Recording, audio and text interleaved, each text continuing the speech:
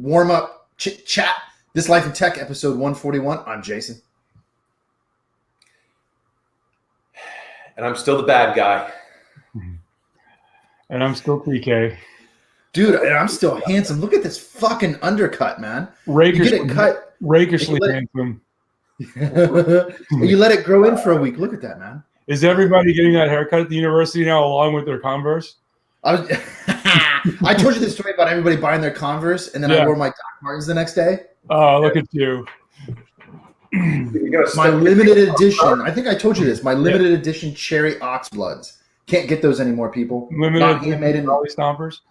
That's right. You know. Listen to those pistols kicking the crap out of somebody for no reason other than you're high. Wait, I don't know what you're talking about. I'm just saying. I wasn't making a value judgment. I'm just, I used to live in England.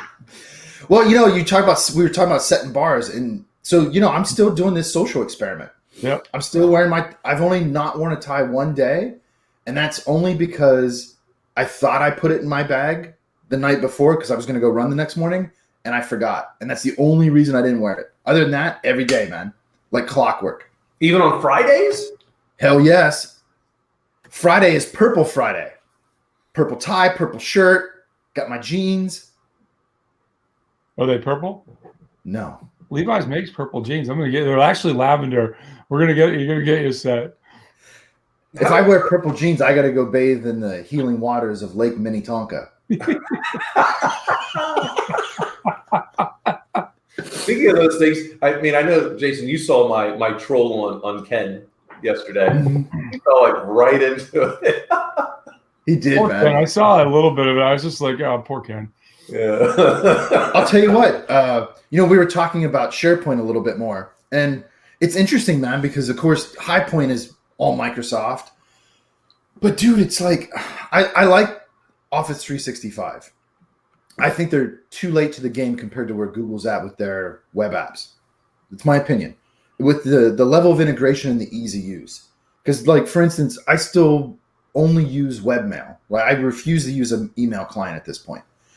And, man, the Office 365 Outlook is just so dog-ass slow compared to Gmail. Well, there's a reason. Microsoft still in their online presence, they don't want you getting rid of licensed servers. Okay, so there's a lot of limitations overall with Office 365. One of them being that if you're utilizing a web app, you can't open up anything in a network file share. So that's because they want you to still, like, it's there for people using OneDrive, but there's so many applications that can't write to OneDrive. They have to write to a network file share. But you know who can open up something from a network file share? Google. Yep. They don't care. It's a map drive. They can do it. So I was going to ask, because you guys were talking about how do you make a decision, essentially, of do I use the Google suite or the Microsoft suite? And I think we agree that the big difference between the two platforms is SharePoint.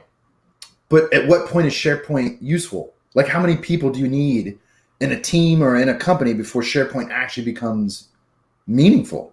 I mean, because it doesn't mean anything for me if it's just me, right?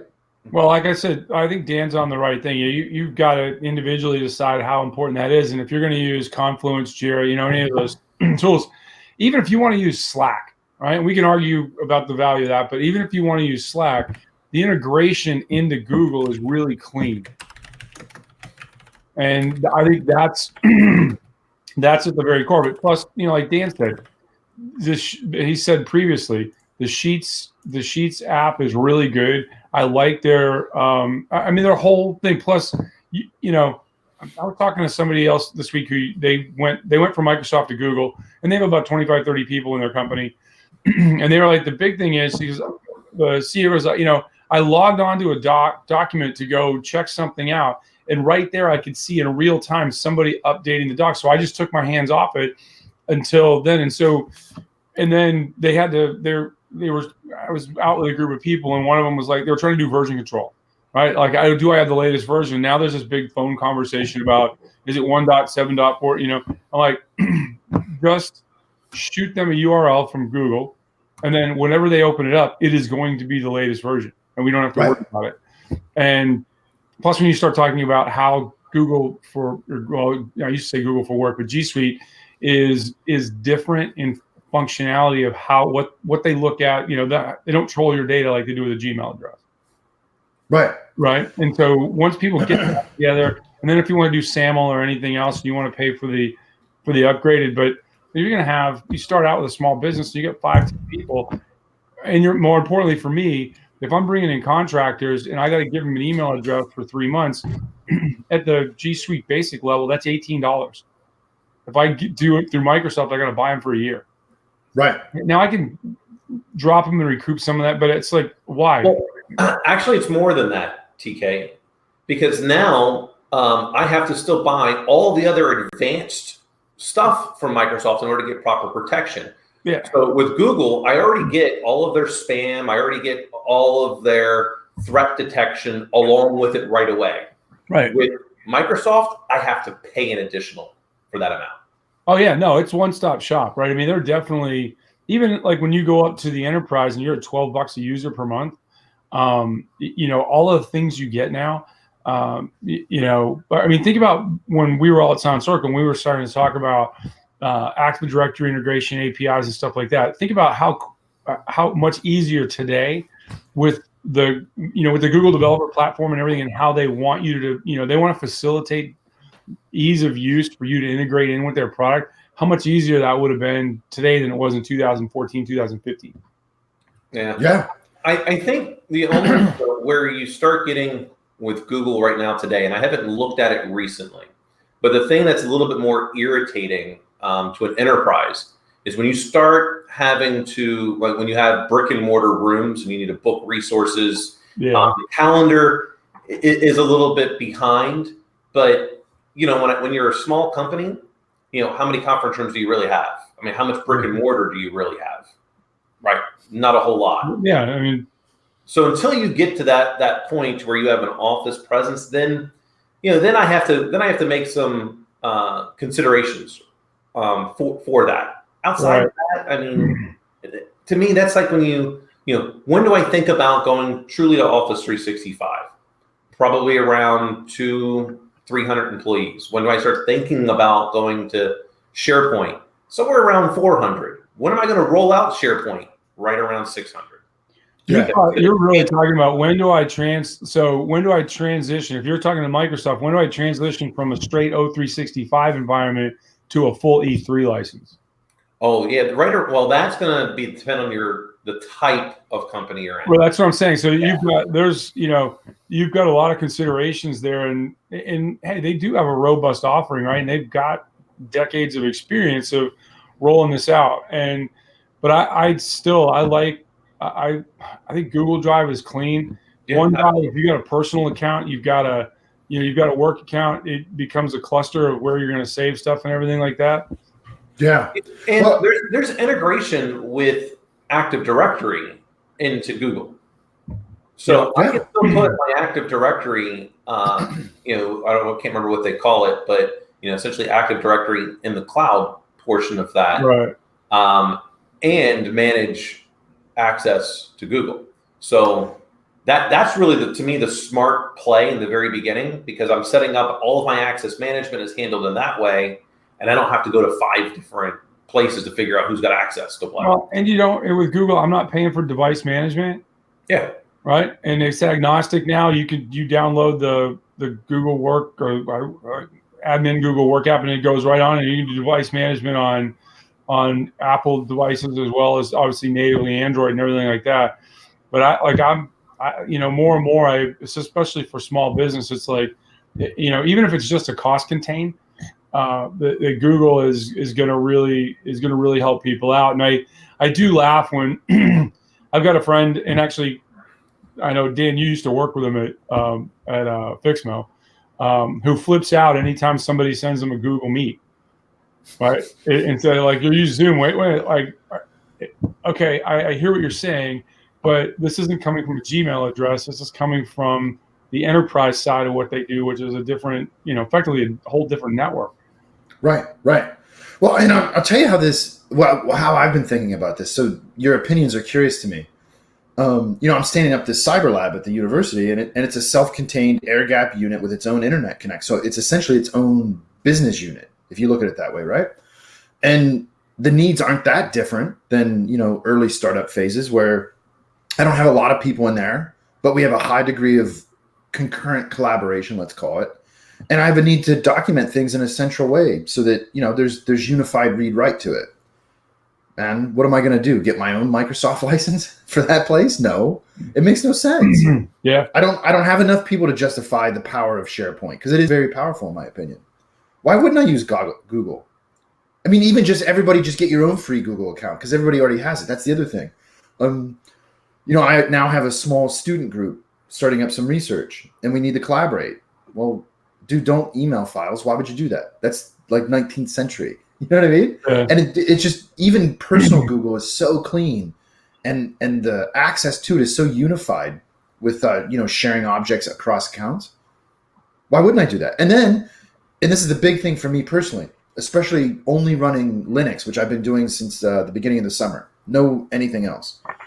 It's so easy to flip between accounts. So I have my personal account and I have my work account, my research account, and it's trivial to flip between them for all the services. Mm-hmm. Every time someone sends me a file, an email is one step closer to where I turn into the Joker and just create constant anarchy.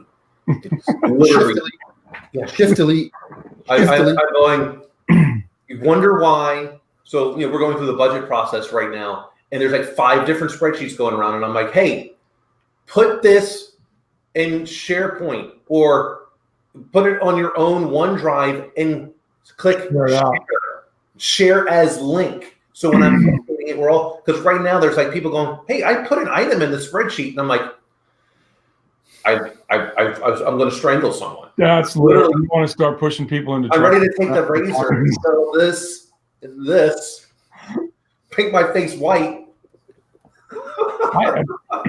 When we start talking software, and wearing purple ties. When we start talking software development and stuff, and you want to do drawings, right? That becomes a Visio issue or something like that in Microsoft, and that's a big upsell per license, like $600 per license. And for more than rudimentary stuff in the Google environment, you go get a draw.io account, and it's free. And then if you want to upsell it, I think there's maybe you buy it for $10 and you got it for the rest of it. But whatever it is, it's orders of magnitude cheaper. And then you're sharing as links so that everybody has the opportunity to update. And now you've got it curated properly. You don't have version control issues. See, and that's a monumental shift forward, right? Rather than emailing a monolithic object, right? Right. You have a link to an object rather than a version of the object itself, right? And that's a huge paradigm shift that people don't pick up on. Yeah. I got to tell you, it's been a while since I've had to do anything really in Microsoft Visio, but I get one thing that I just absolutely loved at it. And this was back when I was hardcore network guy. They had an auto discovery feature. So as long as you had the SNMP string, it would map out your network for you. You just get that. To me was brilliant. So as I would go into these new companies and I'm like, well, who's got a network drawing? And they look around like, what do you mean? So I'm like, I need the enterprise version of Microsoft Visio, which was the most expensive. I'd get the SNMP string, roll out the IP addresses, and I'm like, now I can see where everything's going. I'm like, oh, I wonder why you're having a problem right here. I mean, that's the first thing Stoney does. That's the first thing Stoney does is, hey, you need it. I actually think now because he's doing some consulting, he has his own version. It's like $700-800. Yeah. And for like I said, for what I've got going on and what the guys in Kosovo have going on, when we got Stoney, when he came to get the cloud implementation, they did it all on Draw.io and it was free. And it's included in what you can get for an add-on. Even when we start talking enterprise sales now, the Salesforce integration or Zoho, whatever CRM tool you want to use, they have really tight integrations in there with Google now. And I actually think it's a little bit cleaner than what goes on in Microsoft as far as being able to, because what I want to do as a leader is I want I want to get to a point where my Salesforce can exclusively work within the Salesforce.com app or the Salesforce.com experience and email, so that now we can do very tight analytics on what it is from the time that marketing takes a marketing qualified lead and throws it over the fence to the sales team, and how that pushes out through the whole sales cycle. Is what am I getting from the first contact to close one? Right? What's my rate, and how do I start to better be able to coach people based on? I think the classic example is I was doing something and we looked at one guy. He was missing he was at like 95% of his quota, but his first contact to close rate was in line with everybody else. It was like at 25%. And there was another guy over there who was making his quota every quarter, and his first contact to close rate was 15%. So the guy that was making his number was really inefficient. And so what's he missing? How can we make him more efficient? Because in making him more efficient, the one guy that was kind of in line with the norm of what that business was, okay, we've got to work on him because he's just about ready to make, he's just about ready to be a 100% guy, but the 100% guy was very inefficient. And I think the integrations with whether you're using HubSpot, whatever CRM tools you're using, and how those marketing tools fit in, the easier that is, the easier your analytics piece becomes. And Google, again, is doing that very well. Well, have you guys noticed, this is one thing that I've been thinking about lately. And so I use my iPad Pro every day. I use it in class as a virtual whiteboard, and it has a lot of academic applications. The thing that drives me crazy about it is the majority of iOS apps have seamless integration with reading from. Hey, what happened to the video?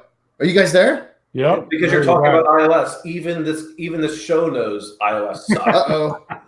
Technical difficulties. You're back. His whole home network exploded because he's talking about his love of Apple.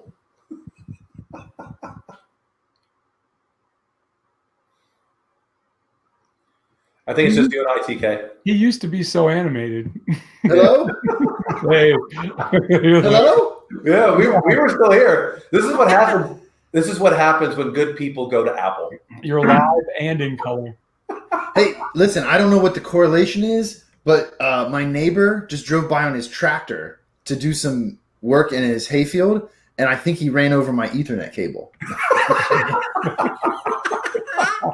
I don't know what the fuck that was, man. I had some kind of network interruption. So what I was saying was, the thing that's currently driving me crazy is slowly I've been moving over to the Google system. I've been getting off Dropbox, getting everything into G Drive, all that shit, right? However, I have this issue. Dropbox or Box? I thought you were a big Box guy. That was only for the dissertation stuff for the school. Oh, okay, all right. Which, by the way, went away. Obviously, when I went away. Funny anyway, how that happens.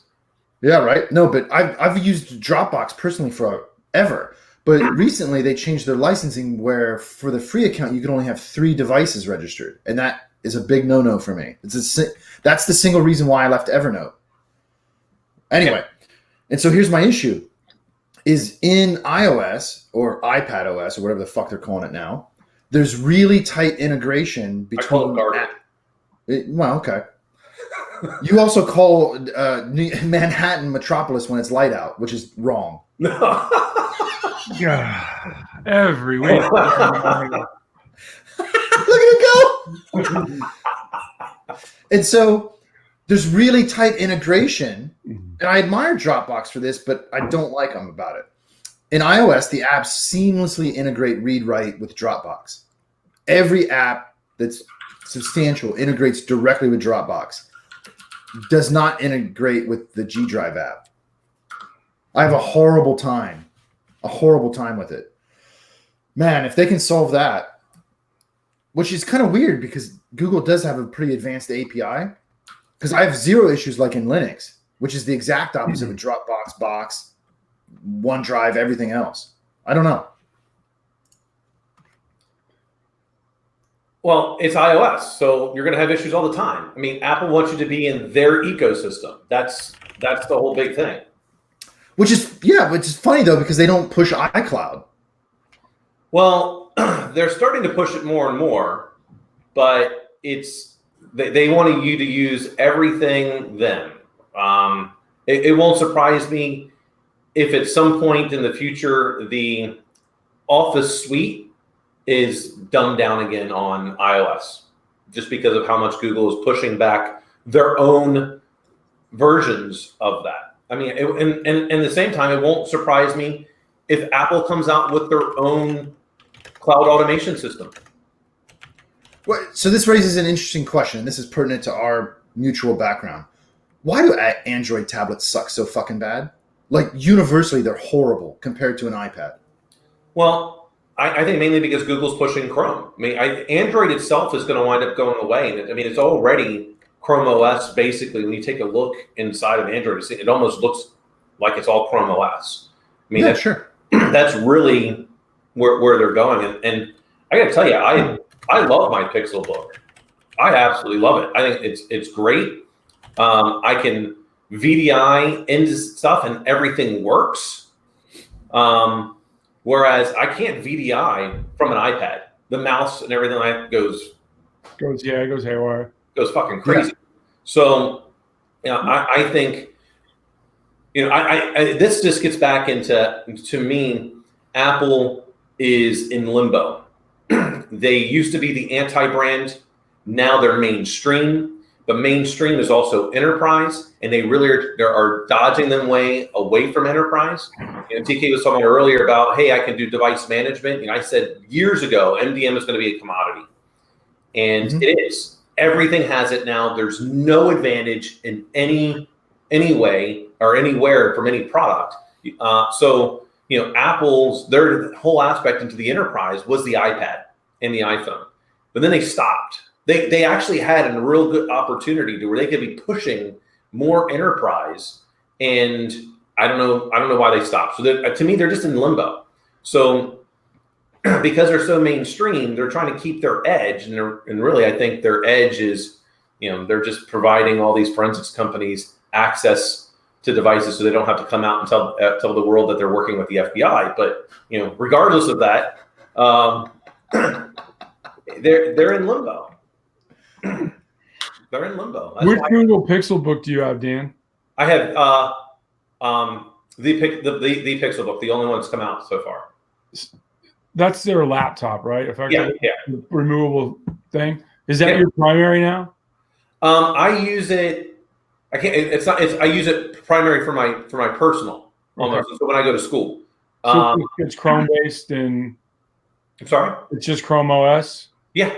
It's just a solid device. So think about it being just like a Surface. So I can do everything on that Pixelbook that I can do on Surface. iPad, because I have an iPad Pro also. Yeah. I just hate it. I got to look at. Now the Pixelbook 2 is supposed to be coming out. Like they're supposed to be announcing it, and I'm pretty excited about that. Because one of the, while it's expensive, I don't know that I would roll it out for an enterprise. Well, I was going to say, I just looked it up on Amazon, Pixelbook 2. That's why I was getting. This is the i7 processor with 16 gigs of RAM. Yeah. With these, like, why do I need 512 internal storage? Right? If it's a Chrome thing, like everything's going to be out. All I need is an internet connection. So I might save a little bit every now and again, but do I need a 512 drive at this point? But they're on sale right now for $1,450, which is, when people are I got mine for less than $1,000, brand new, because I went with I think it was 128 gig hard drive, because I don't need anything else. Everything else. That's what I'm saying. At the 512 level, what people traditionally look at and say, oh, I need all this, I need all that. I get the 16 gig RAM, but if you're saying it's Chrome and it's full experience, all the magic's happening out. All the magic's happening out at Google. It's not happening on your device. Yeah, the big thing for the 16 gigs of RAM on the Pixelbook, and I don't know about the other Chromebooks, but if you have the direct one from the Pixelbook, you can actually run a VMware images off of it and still run full Windows 10 if you needed to. Yeah, I have the same Pixelbook that Dan does. I think I got the mid-tier drive, and here's why. Because it can also natively run Linux in a container. Yeah. Through their Crostini emulation layer. And dude, it is slick. Here's an interesting edge use case, and this is just for posterity in case anybody needs help with this problem I ran into. So I'm a huge fan of the Windows Linux subsystem, right? That add-on that's for free, okay? It's gorgeous. That's that's the result of them buying Canonical, right? Yeah. Yep. Okay, but here's an edge case where it breaks, and it makes Windows completely unusable for me teaching. When you have the Linux subsystem running, and in the Windows layer, you have a VPN connection to an endpoint, the TCP/IP traffic within the subsystem won't go through the VPN. Really? No matter what? Yep. Okay, so you're in your Linux shell in the Linux subsystem on Windows. All right. Okay? Because of where that's at in the operating system rings, it will not send TCP/IP traffic originating in that shell through the VPN because the VPN's living in Windows and they're bifurcated. It breaks it. So you have split tunneling turned off? What's that? So you have split tunneling turned off? Mm-hmm. And Yeah, it has nothing to do with split tunneling. It has to do with the way that the kernel in the subsystem accesses the TCP/IP stack. And it's segmented in such a way that it can't get onto the Windows side of the stack to get through the VPN. And so it completely breaks for me. So here's my experiment. It's interesting you brought up Pixelbook because, I've had mine and I love it. Absolutely love it. So for school, they gave us all iPad Pros. I love teaching with it because it's a great virtual white. Dude, they gave it to us, man. What I'm going to be like, no, I don't want a free iPad Pro. I'm not that dumb. But I also have, check this out. This is a reason why I won't send my kids there. No.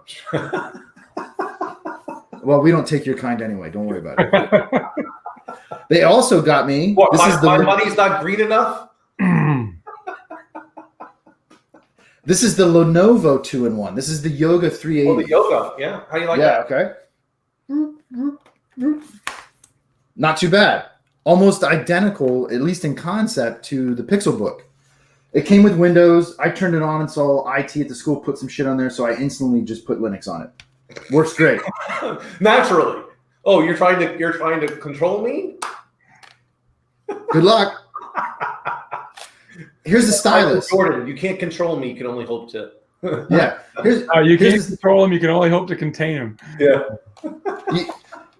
You've been around people like me. You just wind me up in the back and let me run. I just tell you, James, there's no way you can get this done. And we've all been around people like you. It's called us. Anytime we look on anything, we go, wait a second, what are they doing? Oh no, I'm not doing it. I'm going to do something else.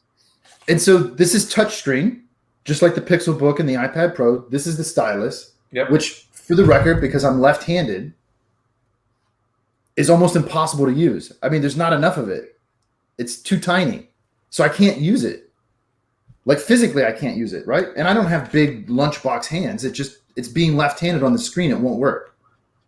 And so now I'm stuck with these two devices for every class. I got to lug around, and so now my experiment, cut to the chase, is I'm gonna put these two in my bag, take them with me in case I need them, but I'm gonna leave them in my bag.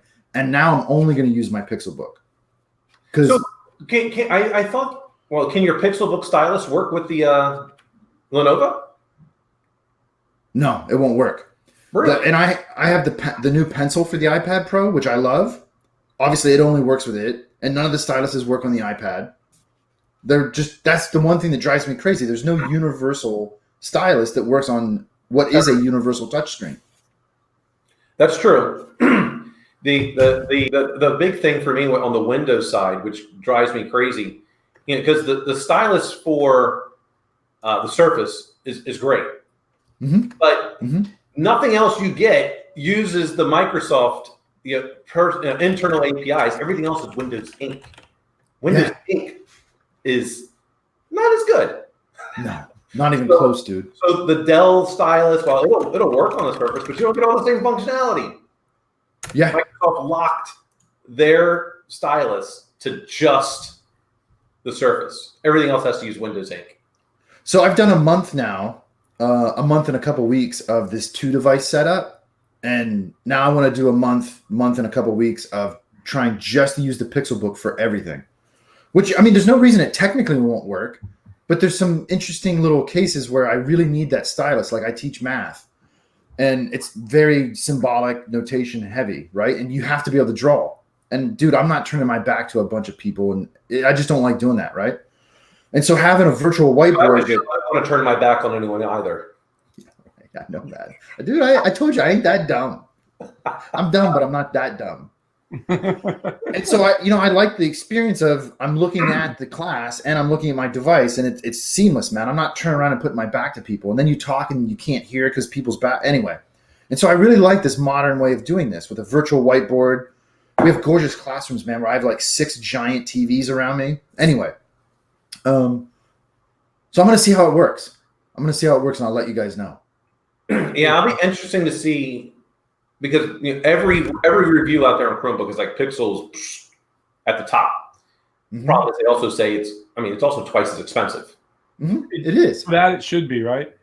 That's I don't know if it's that much better than some of the other Chromebooks. I haven't really tried out the other ones yet.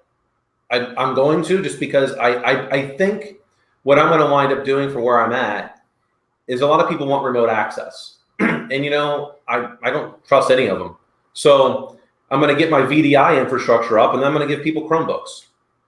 And I'm like, here it is. That way, I don't even care, because at this point in time, no one's got malware going out there for a Chromebook. It's just too small of a population group for me to try to write malware to it, especially when every Yahoo out there is got Windows, they don't update it, and they've got a MacBook and they're not updating it, and they still use Java across both of those. So, well, and if you're an adversary, it's more economical just to fish people anyway. Yeah, right. So I can send out every one of these Chromebooks, and the mouse is going to work. Everything's going to work. I can set up. I can still manage it just like any other device at this point. Mm-hmm. So I'll just give them that, but I'm going to test out a bunch of them to see. Like, hey, I told them to order the top 4 minus, the Pixelbook, because I can't. Now, when the Pixelbook 2 comes out, I'll definitely have one, but I can't justify to everyone else. Well, no, because it's a huge multiplier for a device that costly. But for small deployments, it's certainly the best one I've touched. Just the look and the feel, the weight of it, the battery life is amazing on them. And to be fair, even with Ubuntu on this Yoga, the battery life is substantial, man. I mean, I get over 12 hours on a charge. There was one that I saw, and I can't remember which one it is. I really liked the aspect of it, other than the fact that the keyboard was electronic, so it wasn't a real keyboard. And then you turned it on or off, and when you turned it off, it became the full sketch. So you didn't actually sketch to the monitor; you sketched on where the keyboard was. Really interesting concept. Is that Asus? I don't remember, because they're doing that full monitor and then the little half monitor underneath there with the virtual keyboard. I think it is. Yeah. I think that's Asus. Either Acer or Asus. I can't remember. I don't like the keyboard aspect, but I like that I could turn that into be the writing there and still see what was on my screen. So I kind of liked that, but outside that, it was just a little novelty. They're the ones with the mouse pad they put off on the right side of the keyboard now, right? Yeah. See, I'm left-handed. You can kiss my behind. I can't use that. Like, yeah, I know. It becomes an unusual thing for me. Yeah, I feel like a jazz drummer.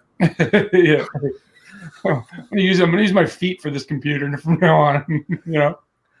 Hey, back in the day, I played a video game where I needed some extra controls. This is how hardcore it is, right? And so I took an old keyboard, and in the keys, I screwed in some doorknobs. And then I put it down on the floor, and I had little pedals. Yeah,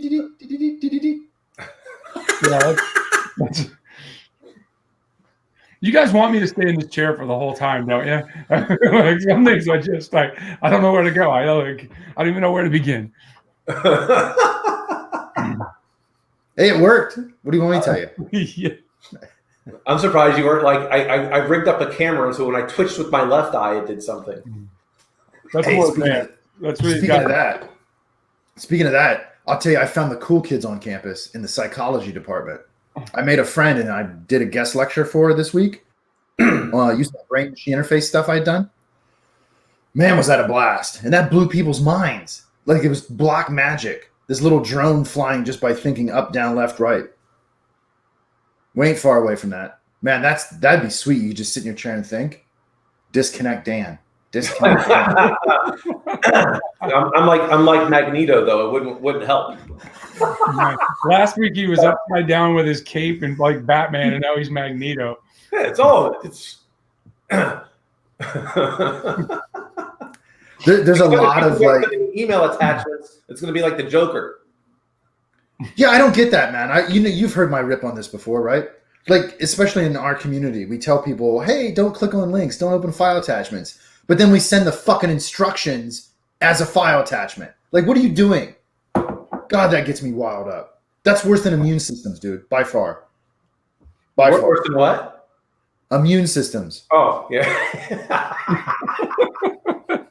I love going to conferences and then sending Jason the pictures of all these cyber companies that say we're like the immune system for cybersecurity, and then it's like Ken and Facebook. Anything with Facebook, he's just.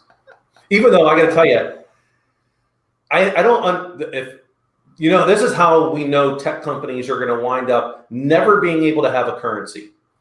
So, Kate, and I don't know if you've all followed Libra at all, but they valued it higher than the US dollar. So if they were smart, they would have at least made it equal, if not that the dollar was worth more. Right. But that's what's going to get the tech company slapped and saying, sorry, you can't create your own currency like that. How pompous can Marky Z be with doing that? He's a Bond villain. Like he's just this megalomaniacal dude that is a Bond villain. If he was 5'2", it would be even better. He's pretty close. Right. I mean, can you imagine being in that executive meeting where somebody comes up with the idea, hey, what should we do next, everybody? I know, let's create our own cryptocurrency. And everybody's like, yeah, fuck yeah. There's things some days where I'm just like, I'm not going to look at that. I'm going to ignore that because I'm going to hope it goes away. Swipe. Yeah, there'll be a big crater in the earth somewhere. I'm like, oh, cool, that took care of itself. Unfortunately, I think it's going to take off for a while because people are they're going to buy in. And what they don't get is it doesn't, and there's some serious flaws. It's not like other cryptocurrencies. It's basically, this just has a ledger, but it's not an immutable ledger. It didn't implement, true blockchain in it from everything that I'm reading.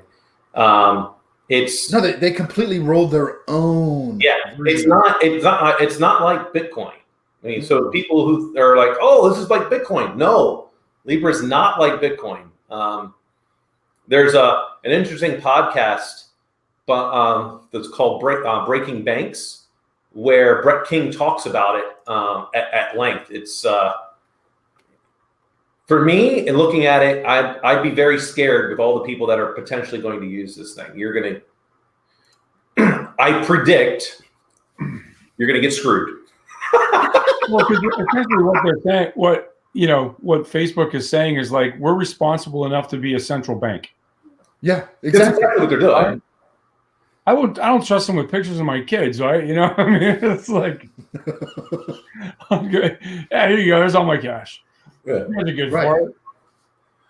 Right. I mean, it's completely different. This is where people are trying to make these associations with Apple doing a credit card. I'm like, there's a complete difference between basically extending credit to someone, because Apple has tons of cash. So there's a complete difference. They're using their cash in order to make more cash because of the interest rates. And it's backed by an investment bank in the U.S. that's responsible to a whole buttload of really good laws to keep your money and your credit from going to the middle of nowhere. Right. So, like right now, I mean, what Apple's doing is pretty smart, even though I would not get an Apple credit card because I just don't want to buy any Apple products. And I'm a Marriott There you go. That's my points. It's well known and established there, counselor. Move on. Is Asked and answered. Jeez. So, but with like the mortgage, the interest rates overall going down, watch the flood of banks that are no longer going to put out a 30-year mortgage because they don't want it on their books for that long. Yeah.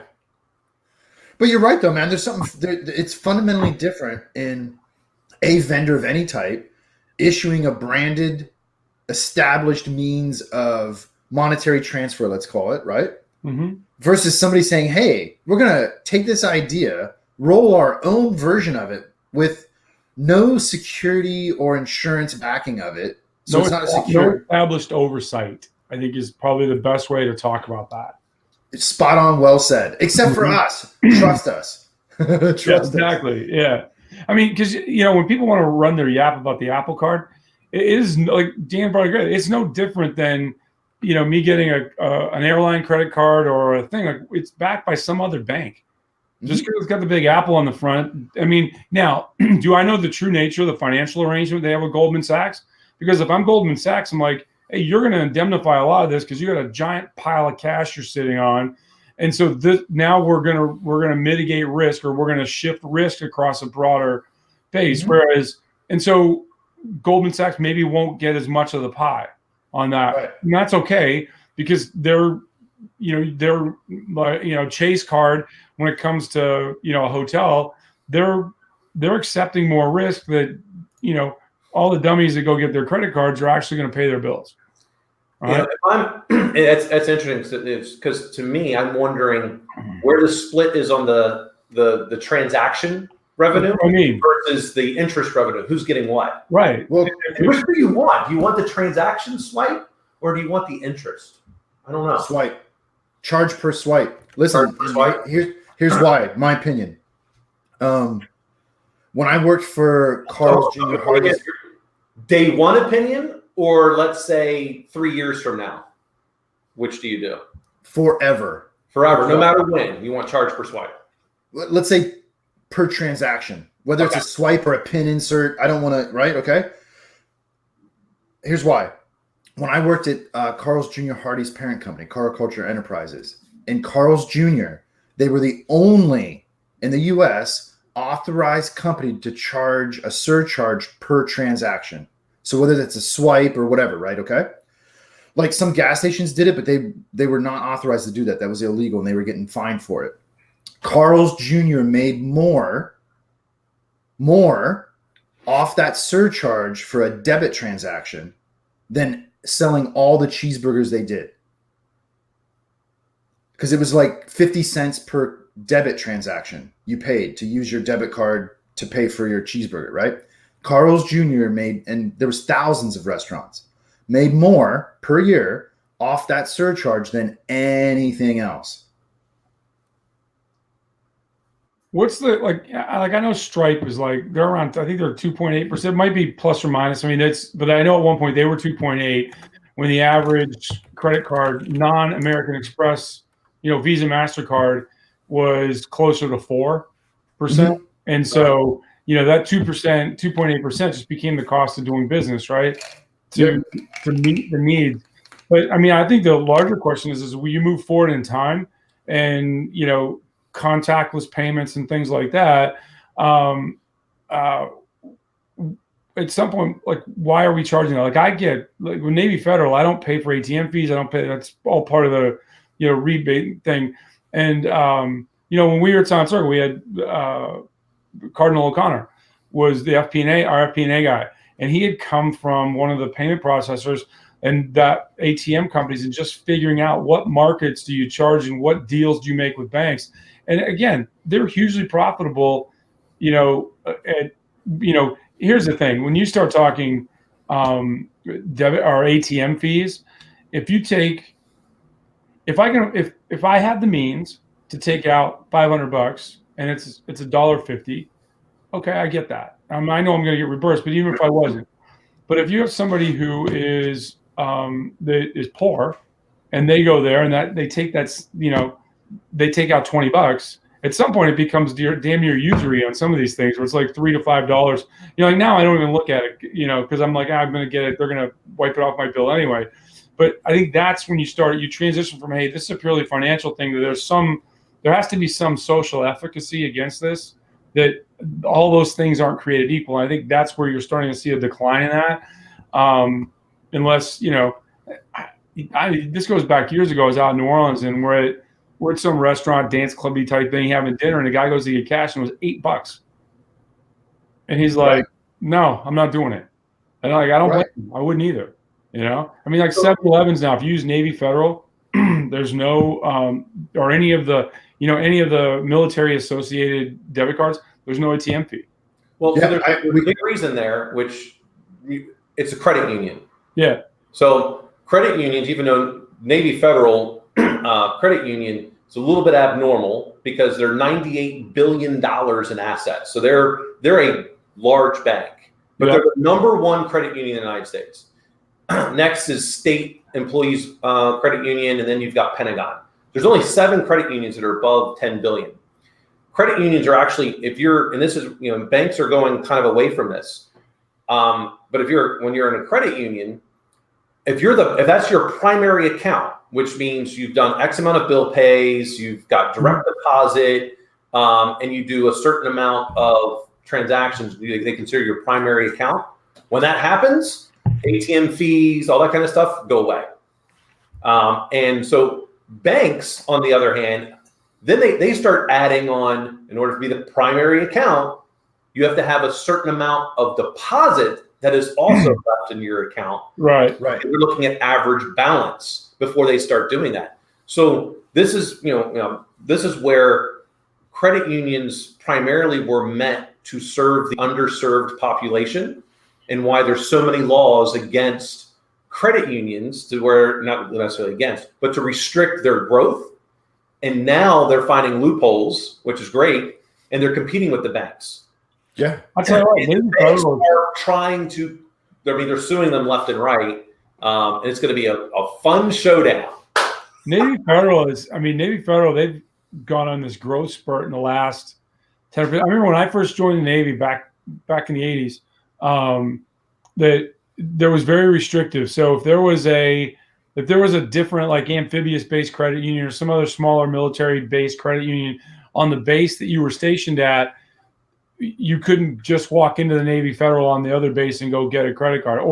And how I did it when I was overseas, I walked in while I was temporarily assigned overseas, and I walked in and got my account there. And now, I think they've bought every other, or not every other, but they bought a significant number of the other military credit unions, with the exception of like Pentagon.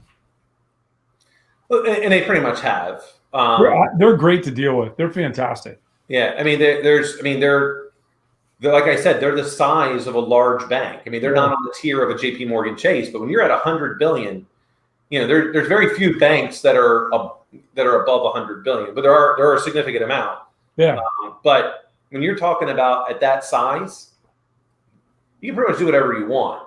And so what a lot of people don't get, and that they want you that primary account, and you've got all that assets, they're making more money off your interest from them loaning it out than your ATM fees. That's why they want your deposit, to keep it there. I want to be your primary account. Yeah.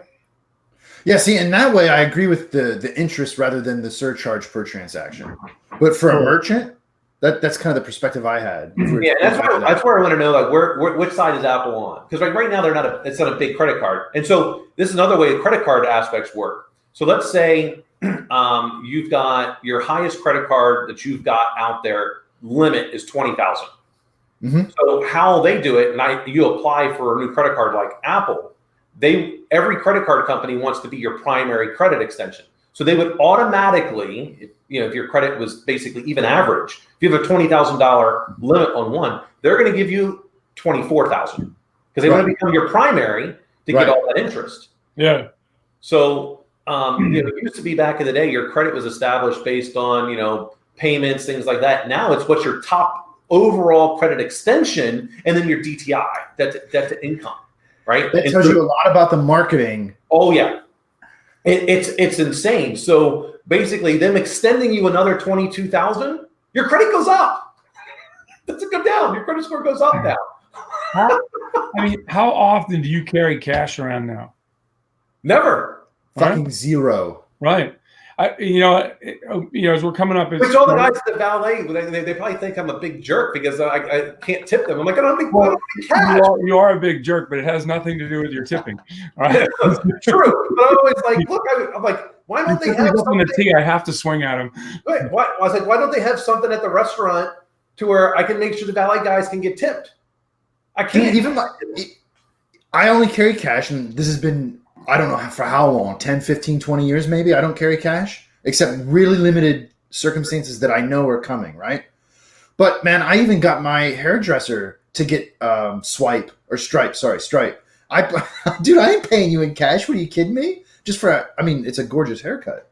But, yeah. Right? It's so trivial to get that little device that plugs into your tablet or whatever. Hers is Bluetooth now. She got the new version. And she knows when I'm there, and she brings it with her, and done. Yeah. She has to swipe twice? Well, yeah, man. For emphasis. I'll tell you, as we come up on the holiday season, when you start seeing Salvation Army and people out, traditionally that, people donate to more readily in the holidays. Last Christmas I was walking by, and I was like asking the dude there, how many people carry cash? He goes, we're not here to make money now. We're here as a reminder. All right. And he goes, our donations don't drop because people see us and they're reminded and they want a thing. And that's kind of the heartwarming thing, is even though you figure that used to be a convenience play, no, not necessarily. People find value in what they do, and they'll go home and get online and do the same thing. Yeah. Yeah. Well, and I'll tell you another example, like Mrs. Pittman does the quilting and stuff. And she does far less than the IRS reportable limit. But, man, she uses Stripe. She'll take credit card transactions from people. Yeah. Now, even like I was in DC, I'm in a cab. Like guys used to just have a little Stripe block they'd plug into their phones. Mm-hmm. Now they're on the back of the front seat of the car. Just basically either put it in or just do Apple Pay. Right. A lot of them even have an app. Yeah. For that particular taxi company. So even if they're not a Lyft or an Uber, they already have an app. Well, all these little scooters that are popping up everywhere, people just park them where they're at, like the Lyft scooters or bird scooters, whatever you call them. Download the app. It's funny because Jorah was down at the beachfront with her friends one day, and she doesn't have a driver's license, obviously, because she's not old enough. And I'm looking on the app that we keep track of her with, and she's going 12 miles an hour somewhere. It's saying the beach. That means you could be in a car. Literally, I don't know if I flip. He's got out there. He's ready to go. Like, what guy just picked up my daughter? I'm gonna go kill everyone. Oh yeah, exactly. There's that. There's totally that. But and finally, I'm like, because she wasn't answering the phone right away. Because why? She got her both hands on a scooter, and it was like they just rented scooters and they were going from one place to another. And I go, again, it's an app-based thing. And the big thing they need with the app, besides the payment, is geolocation. Yeah. Like where you drop that scooter off, when you stop moving, we walk away from where that scooter is, right? But, in typical Virginia Beach fashion, they had them down there. It was convenient. And then all of a sudden, in one weekend, the city council eradicated them off the beachfront, and all of a sudden it's like, okay, somebody in the city council didn't get their tribute. You're pretty sarcastic. I go, look, I grew up in Boston. I live here. At least in Boston, they try to cover up corrupt government. Down here, it's the Clampets running the thing. When I first got here, it was 100,000 people. Right now, there's 500,000 people. We still run it like the Clampets. So when you came over on the Mayflower, how many people were there? Check this out. Almost the whole show without an age reference. So High Point University is 100% cashless campus. Nobody takes cash for anything on that campus. It's all done through your ID. Virginia Commonwealth's the same way. Jared doesn't. Everything's done as cashless. Yep. Man, that eliminates a lot of bullshit for everybody. It does. A lot of bullshit. Here's the other thing, too. You know what else it does? Interesting side effect. Less flu and colds. Less what? Flu and colds. Oh, yeah. Yeah, because no one's touching that dirt cash. That's right. It's perfect. Dude, I love it, man. I use the same ID to get in and out of buildings as I do to go to the cafeteria and eat or get into the faculty club. It's fantastic, man. So they let you into the faculty club? Oh, hell yeah. For this now, place is sweet. Wait till he stops wearing the ties. And then No. they finally see his true nature. Oh, no, man. Listen, you know how I roll. I told him straight up. This is my office now. You let me in here. Now it's my office. I'm letting you come in and use it. Only because I'm too busy to be up here all the time. Otherwise, this is my office now. Dude, I already told them they got all kinds of faculty awards, man, and they give them out 3 times a year, not just once, and they're worth a lot of money. Dude, just print the case up right now with my name on it. It's over. It's over. You'll love this one, Dan. And so within our department, we have faculty of the month, okay? And we got this little mug that's like a chalkboard you can write stuff on, and they didn't give it to me the first month. Mistake. Because I rigged the rules because we got to vote on it so that whoever has the mug has to nominate the next person. And so I said, I'm going to get it next, and then I'm going to keep nominating myself, and nobody is ever going to get this thing again. Just accept it. He's like Will Smith in Independence Day. Somebody give me another plate. I'm going to line all you up. And they all laugh. They think I'm kidding. I'm not kidding. Don't ever let me get that mug, because if I do, nobody's ever going to get it again. And this is why I had Ian and Jason fight to determine which was going to be my apprentice. I knew I had the stronger choice. Good gravy. Hey, he got put on his back a couple times, didn't he? He did. That dude's big. That wasn't easy. Until noon. That dude's big, man. He's tall. That was not an easy throw. The funny thing is, he's like, because we're all drinking the same amount. He goes, "Oh, I had way more than you all." I'm like, "No, you didn't." No. That dude he drinks like a 98-pound-year-old 80-year-old lady. He cannot handle his liquor whatsoever. Oh. I don't mean he's a bad drunk. He just gets drunk really quick. Yeah. Dan, we were out in Indianapolis. We had a head start on him. He shows up. We have 2 more drinks, and he's already done. Yeah. We had a head start on him for a long time. Yeah. He's like, hey, Ed, he's the one that gets pulled over because he's driving like an idiot. I remember we were at Side Circle. Every time he'd do anything, he'd stay out late. And he'd always tell Meg, he goes, that I made him do it. Right? Oh, yeah. I made him. When I met her at some company event, she looked right at him. She goes, "You are such a lying liar." I'm like, shooters got to shoot and liars got to lie. Yeah. That's right. Well, and he tried to deny that event until Dan showed him the video. Of me jumping into a chair. He's like, "I want a rematch." I'm like, hey, "You get a rematch where the champ says you get a rematch." rematch." Tommy boy, he's a big dumb animal. Everybody has their limit. I'm willing to entertain it for. I think I was very patient with him, and I kept telling him to stop touching me, stop pushing me. Like, at some point, I'm not going to be nice about it anymore. Before I retired from the Navy, we had a huge cage area, and everybody had like a 12 by 12 cage. Put all your gear in. It was always a little personal. Inside or outside of this cage? It was a huge building, and now I heard it. I've never walked through the new building, but I've heard it's even more, more luxurious, right? And these were just like typical storm fencing, chain link type cages, sliding doors, right? And the ones that were up against the wall, they had swing doors because you couldn't slide, right? So there was this ongoing game of just messing around with people and their contents, and so the practical joking was insane. Like, it got to the point where people were putting dead fish in people's bags and burying them in cages, and dudes would have to tear their cages apart. Well, I didn't engage in any of that. And I was like, hey, I don't do two-handed grab ass. So like this slap fighting and other stuff, I don't do that, because you slap fight me once, I'm going to punch you right in the mouth, and we're not going to think. And then mess with my cage once, and I will burn the whole building down. Right? And everybody was like, well, okay, great. But I used to love, and I became the neutral arbiter of all of it, because they're like, all right, who did it? Because I would just sit in my cage and you could hear it going on. And it would always be 2 or 3 dudes giggling like little girls, right? Well, the dude that had the cage that was backed up against mine was Pigpen. And all the time we were just like, clean your cage, clean your cage. He just take clean clothes, dump them in his cage, just big pile of crap. And I'm like, how can you find anything in a hurry? Right. And we had flyaway bags and everything that had to be pre-packaged and everything like that. And he was always behind the curve on that. And everything. So we finally get him to go in and clean up his cage. So that night, he had one of the wall cages.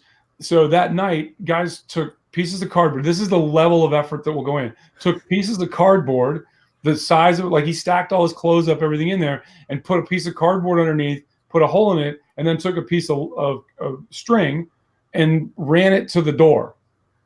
And ran it to the door at the top so somebody wouldn't look at it. The next day he comes in, he unlocks it, and he pulls the door open. Everything in his cage falls into the middle of the cage on the floor. And I'm on the back side, and I sat in my cage and waited for him to show up. I didn't laugh or anything. And I was like, hey, you're going to be late if we don't get down there. Is all I said to him, and I walked off. He immediately knew who the two offenders were. And so on these chain links, the chain links are like this big. He took zip ties. He basically got a bundle of zip ties of 300-400 of them. And he zip tied in between every cage, and he cut it off to make it hard for him to do. So now these guys can't open their cages. And then he goes and tells them we got a recall. He gets a recall to just their beepers. Shut up about the age thing, Dad. I told you how long ago. He gets a recall to just their beepers. So now they think we're having a command recall, and they can't even get into their cages. And the anarchy ensued. And that's the level that people will go to mess with people. I mean, it's crazy. I've watched set up other dudes' parachutes so that not for the dude that they're doing it, but so when a guy bends over a reserve to check the reserve, you have to the jumper has to bend over. You're checking these cables. That on an army shoot, theirs was a little bit different. They only had one pin. That when the dude bent over, they had it set over so that the spring-loaded parachute would pop out and hit the jump master right in the face. Watch the dude get knocked out. Just like hit him right in the middle of the nose. He's like, boom, falls back, and nobody laughed. Everybody was like, I was the only one that laughed because I wasn't in on the joke, and I was like, now dudes are starting to lean over, like getting out of the way. Oh yeah, no, it's crazy. That's a whole nother level, man. Like my level of pranking is like we got a turf war with the math department, and I went up to their floor and took a stinky shit in their bathroom. That's my level of pranking. You're talking about fucking with somebody's parachute. Oh, but not their parachute. Somebody else in on the joke, right? We got another rig for them. But my favorite is you have a term called accidental discharge. I think the British have a firearm.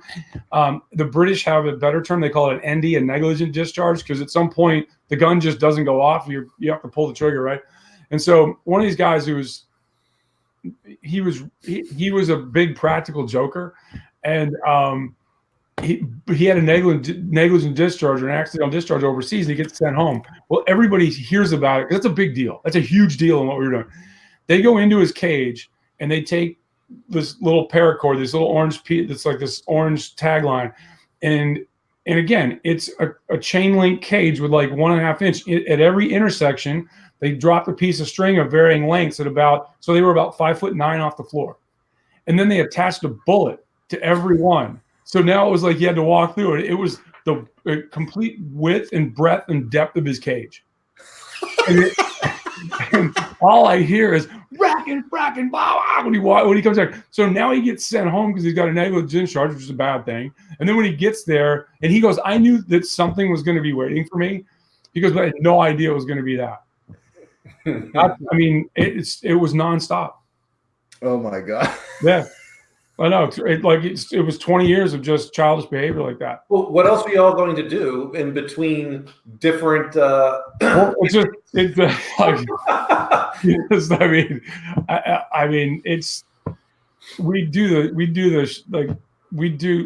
would be so many things that they were creative. They were super creative too. I mean, you drive dudes nuts. I mean, and after a while, like we started out we used to call it hazing, and it got to be bad, right? And hazing or any kind of those things, they weren't based around punishment. they were based around jocularity, right? And it was, it was low key. Well, then after a while, and this is a leadership thing. Like, hey, there was hard, like I felt that it was hard for me, so I've got to make it harder for the next guy and harder for the next guy, right? And so after a while, it became assault, right? And you had to go, guys. Like I was at SEAL Team 2 back then. I go back there, and there's a guy. They got him all taped up, and he's on a boat hoist, and he's up off the ground, and I'm like, and I'm seeing like, what are these guys gonna do? Like they're gonna turn him into a pinata or something. I'm like, finally, like stop, relax, like get the kid down. Right? You know, like hold on. Well, you know, it's like giving each other a little bit of shit, right? That I think is a uniquely male bonding ritual in the sincerest form, right? Yeah. And what you're trying to do is gauge how much somebody will integrate into a group and really make fun of themselves. Right? I don't think it's a male thing. I think it's a team sport oriented thing. Yeah. Right? Because you see it with like my daughter playing basketball. Right? They are on each other all the time, but it's in a really fun way. Like, you know, somebody will say something silly. Like even now, like with Jora, like she'll say, "Did that really happen?" I'm like, "No, I just made that up." Right? You know, it's like that was really dumb. I probably shouldn't have said that, right? Yeah, right. It starts in, you know, and I went to the home office of giving people crap and learned how to do it professionally for 20 years. And I actually now I have to really like sometimes people say stuff and I just have to wind it. I literally have to be like on the way out because I'm like, that's going to be inappropriate if I say it like that. Yeah. Completely inappropriate. When we were at Silent Circle. Well, what I could walk into your office and say was a lot different than what I could say anywhere else. Yeah. Well, if you remember back at Silent Circle, before we got rid of Blackphone as a company and absorbed it all, Mark and all of them redid my office. So Mark, hey, when are you going to be in? Got to get, I'm like, I'll be in whenever. So and it really upset all of them. So I'm like, this is fucking great. And I like the disco office. What's that? I love the disco office. Yeah. I'm like, that was great. Anything. I'm like, leave it. When I was at Blackbird, it was Cooper's birthday, and he decided that he was going to. His birthday's a Wednesday, and he's an adult man. He's like, I'm taking my birthday off. I'm like, what are you, 12? And so a couple of the other team guys that worked at the office are like, hey, we'll go out lunch. We're going to fix this. They went out to like Party City, one of the party stores, and they bought everything in the store that had to do with My Little Pony. And he, Cooper's got computers and shit all over his desk. We literally took everything off, laid it on the floor exactly as it appeared on his desk, set that up. We had spring-loaded little things to launch confetti. Everything he touched, he opened was Little Pony, right? So he comes in the next day, and we've got the big party tablecloth over his desk, and now everything's back on there. So now it's a 15, 20-minute operation just to get that off his desk. Cooper handles it in stride. His whole office was Little Pony. He just sits down, opens one of his desk drawers, poof, there's confetti. Opens another desk drawer, poof, there's confetti. He just leaves it there forever. There's confetti on his keyboard and everything like that. He just goes to work. And all of a sudden, unannounced, our VP and the CEO of the company show up. And the CEO walks into his office, and she looks at me and one of the other guys that was there, senior guys, and she's like, "Oh, boys, why do you have to do like that?" He's like, that was it. That's the only thing she said. And she walked out. And she's like, "Yeah, now if you guys come up to DC and you have confetti on you, I know where you got it from." Yeah, you weren't in a parade. Oh yeah, no doubt. At the last place we were at, my boss says, "Hey, I want to give this guy Jeff the big office down there because someone left." I'm like, "All right, yeah, let's do it." I was like, "We'll just move him now." So I go and grab a couple of people, no rhyme or reason. We take boxes, start throwing everything in the boxes. We go down. Now his office is in one location, but right outside of his office is a different desk, basically up against the wall, and a printer. So we put everything back in there, and we put his name on the name tag, which is right outside his office. He's furious. And I'm like, "Why are you so mad? You got an office. You got an office with a printer, everything." He's like, "My office is right there." I'm like, "Oh, sorry. This was the MVP. And so we got you there 95% of the way. Must have been 5% bugs in the code." Right? Because he was a computer programmer. Had development. So then he made a mistake. Because I did one joke.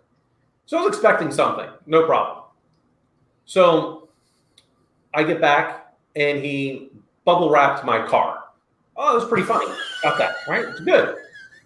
But then when I get into the office on Monday, because I didn't even go into the office, I just had to get rid of all this bubble wrap. So I was like, all right, that was fun. And he took care. He put cardboard around the edges to make sure nothing got scratched. So I'm like, all right, it was pretty good. It took me like an hour and a half to get rid of all that bubble wrap. So I'm like, all right, it's pretty good. But then I come in on Monday. He also did everything like that in my office. I'm like, so Jeff, pretty good. When did you do my office? Friday. When did you do my car? Sunday. I'm like, oh, that's 2. I owe you 1. So for 2 years, it's like, I still owe you 1. Oh, that's the prank. Yeah, exactly. Prank, So, right there. It's the mental anguish waiting for it to happen. A month after I left, I sent him a glitter bomb. Nice. To his house. So he sends me a picture, which was great. Him and his wife just sat down to dinner. They ordered takeout. He had a wet burrito. Nice. He almost gave it to his wife to open. He opens it instead. Oof. All on his burrito. Nice. So his wife is going, who by the way is a psychiatrist. She's like, what did you do at work? Who could have done this? He's like, I can't imagine any of this stuff. He goes, well, there's this thing in here. We can go online to see who it was. I don't put my name, but I put a tag in there. And Jeff's going, I can't imagine who I made angry. And she says, oh, it says, I never forgive, I never forget. He goes, oh, this isn't because I pissed someone off. This is payback.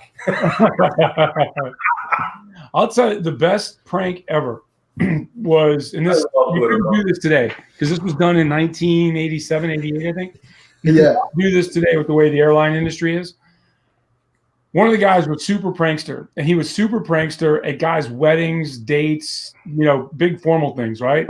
And so all the dudes that he had pissed off over the years, now he gets married.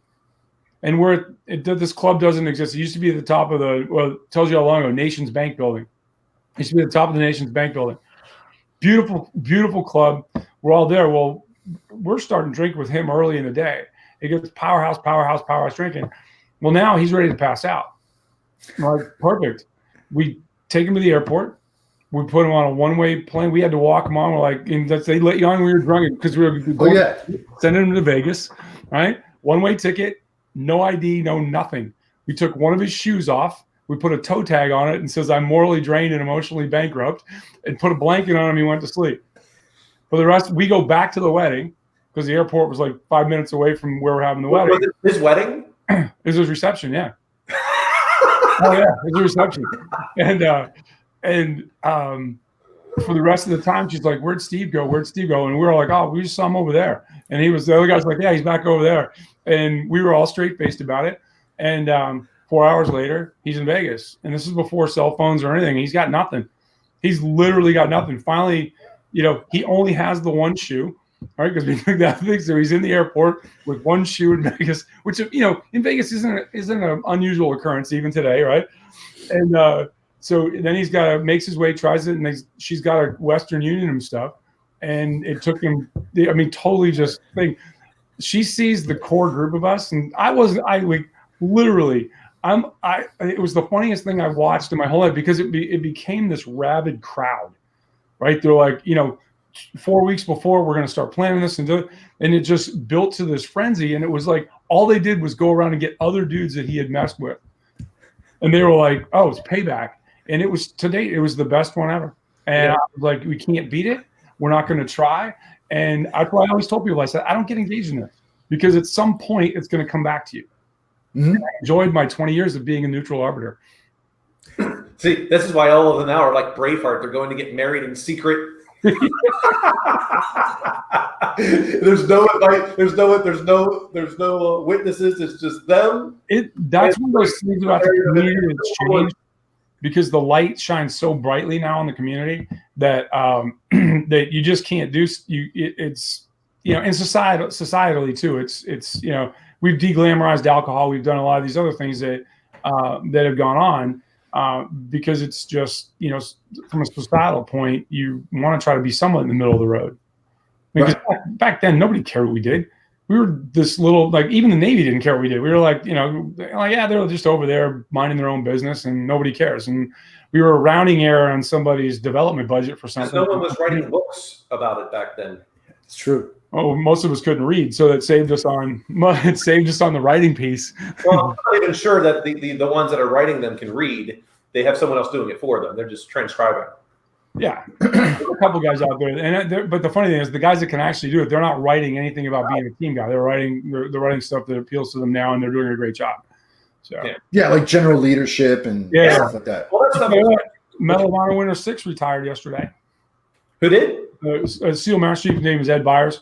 He's Medal of Honor. I think he goes by Frogman MOV6, MOH6. I mean, he just retired. He retired yesterday. I saw on social media. Did you work with him? Yeah, he was the commander. Yeah, in fact, I've known him for quite a long time. All the living guys now. I mean, I know all of them. Like even like Mike Thornton, who's a Vietnam guy in his 70s. He was at the command. I was a sideboard at his retirement. Being a sideboard at somebody's retirement is great because while everybody else has to stand at attention, all the sideboards get to go sit under an awning in the shade in the summertime and not have to do it. I'm like, yeah, I'll volunteer for that all day long. Right. Yes, sir. I'm your guy. See, that's the real secret, isn't it? People are sometimes too shy. Look, man, if you're gonna get called on, I want called on first. I know. I said that I was talking about that to somebody before. I said they were actually looking for somebody to volunteer. Nobody was raising their hands, and I said, a good friend of mine always volunteers first for one of two reasons, and they were like, then all of a sudden people started to raise their hands. I'm like, no, that's not how it works. Yeah. Go first. You get leniency and good luck following. Yeah. Well, then if you volunteer first and there's a bunch of people, you're not going to get called on again. That's right. No. You're like, hey, I've already done it. Wait till everyone else goes around, and then I'll do it again. But yeah, oh no, and like you said, good luck following me. Yep. I might be wrong, but we're gonna have fun while we're doing it. Yeah. Well, I've always said it, man. I'm a big introvert, but I'm that kind of person. You just wind up the little thing in the back, like the old toys, the little turnkeys. You just keep winding it, and then you just let it go. And then you're like the marching drummer boy, just. Hey, what does that tell you? When I was a little kid, I was going to say the monkey with the either works. I'll take either. I'm not going to tell you I grew up in a tough area, but like we played Brockton High School there at Rocky Marciano Stadium when I was in high school, in a suburb of Boston. And they had a moat around the stadium. And when you went in there, they lifted you. Basically were there until they were done with you, right?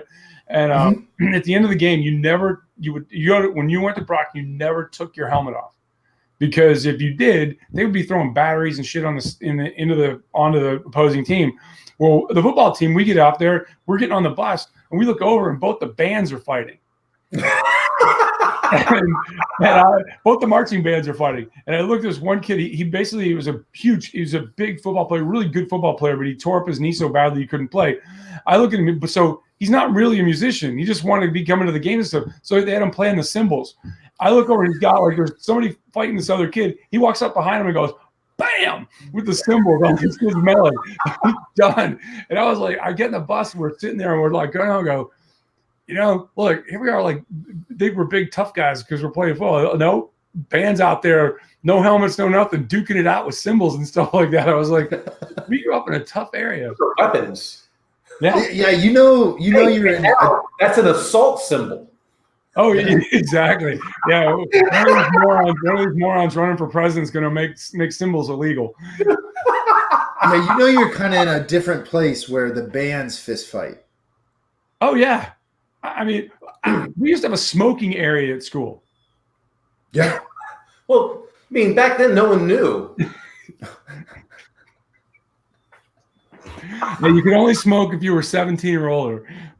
Can you imagine that in schools now? Like, yeah, just fucking torch it up. Right. No, people would lose their minds. They lose their minds now if you smoke. That was my first business. That was my first business.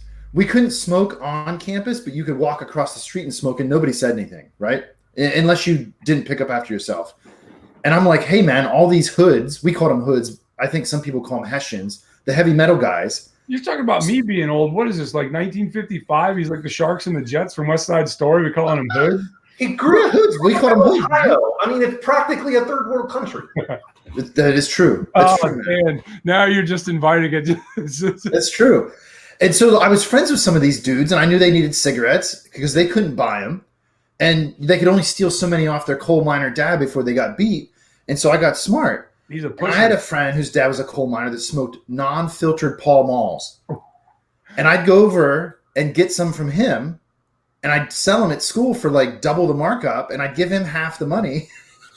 And I was just out there peddling cigarettes, dude. You got a coal miner. Jason was wearing the white T-shirt. He had the pack of cigarettes, the rolled-up jeans. I mean, that's exactly. I mean, look at him.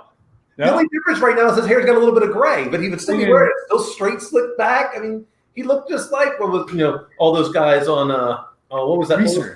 He's out Greasers. singing show tunes. He's out singing show tunes with a group of his friends on his off time. Now, see, this is how I rolled. So at lunchtime is when I sold my cigarettes, right? Because we had open lunch. You could go anywhere in the city. You just had to be back by a certain jail time. or when you weren't in jail? This is before. Selling cigarettes. And so then I needed to expand my bit. No, listen, man, I had this branded. The name of my company was eMirc, EMIRC, which is crime spelled backwards. We had our own uniform. Everybody that was in my gang had to wear penny loafers. Okay. You had to wear penny loafers, and because we were rolling dough, man, we would put dimes in them instead of pennies. That's how you knew you were part of the crew. And so during lunch, we sold cigarettes, but in between class periods, we sold pencils and pens. And we all had fanny packs full of pencils and pens that we would just find and collect. You were some dead sexy effort right there. My goodness. Hey, Wow, now. that was in a butt pack. Woo! Save some for the rest of us, dude. Oh. I got nothing else to say after that. I was going to say, I don't think we can top that. And it's 9:30, and you probably got to go run, and I've got to go clean my ears and eyeballs out with bleach now. eMirc, son. Remember that Oh, name. my goodness. eMirc. eMirc. Oh, lovely. Crime Syndicate. You got it. Oh, my Dude, goodness. I haven't talked about this in probably 20 years. Oh, that's funny. Lovely. Oh, man. Yeah, that's probably a good note to run on. Speaking of which, next week I have a race. So let me think about this. I'll let you know later this week if I'm good on Sunday, but I'm not good on Saturday. Okay, that's fine. Sunday would be fine. Yeah. Yeah, that's tentative for me. I got to check my schedule, but I'll let you know. All right. Well, have your people talk to our people. Amen.